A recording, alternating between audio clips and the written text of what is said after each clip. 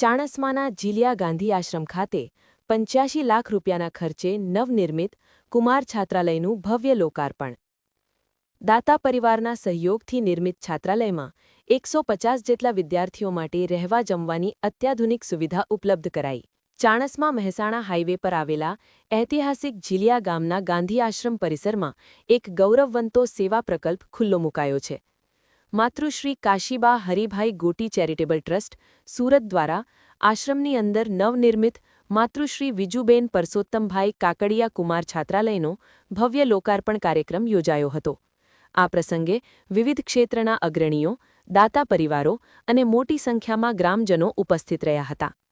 ઝીલિયા ગાંધી આશ્રમ ખાતે વિદ્યાર્થીઓના ઉજ્જવળ ભવિષ્ય અને અભ્યાસ માટે અનુકૂળ વાતાવરણ મળી રહે તે હેતુથી દાતા પરિવારના સહયોગથી આશરે ₹85 લાખના ખર્ચે આ સુવિધાસભર છાત્રાલયનું નિર્માણ કરવામાં આવ્યું છે। આ નવનિર્મિત છાત્રાલયમાં 150 જેટલા બાળકો ખૂબ જ સારી રીતે રહીને પોતાનો અભ્યાસ કરી શકે તેવી સુંદર વ્યવસ્થા ઉપલબ્ધ કરવામાં આવી છે। કાર્યક્રમની શરૂઆત પરંપરાગત રીતે દીપ પ્રાગટ્ય અને મધુર ભજનો દ્વારા કરવામાં આવી હતી। આ શુભ પ્રસંગે ઉપસ્થિત મહાનુભાવોનું આશ્રમ પરિવાર દ્વારા ભાવભર્યું સન્માન કરાયું હતું। લોકાર્પણના આ રૂડા અવસરે નીચે મુજબના મહાનુભાવોએ હાજરી આપી કાર્યક્રમની શોભા વધારી હતી।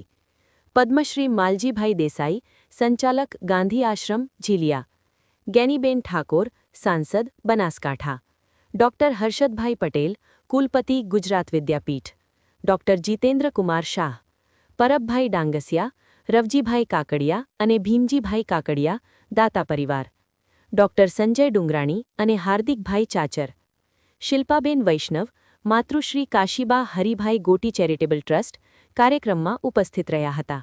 વક્તાઓએ પોતાના પ્રાસંગિક ઉદ્બોધનમાં શિક્ષણના આ પવિત્ર કાર્યને બિરદાવ્યું હતું અને આશ્રમની પ્રવૃત્તિઓ તેમજ દાતા પરિવારની ઉદારતાની મુક્ત કંઠે પ્રશંસા કરી હતી। આ છાત્રાલય ગ્રામ્ય વિસ્તારના ગરીબ અને જરૂરિયાતમંદ વિદ્યાર્થીઓ માટે આશીર્વાદરૂપ સાબિત થશે તેવી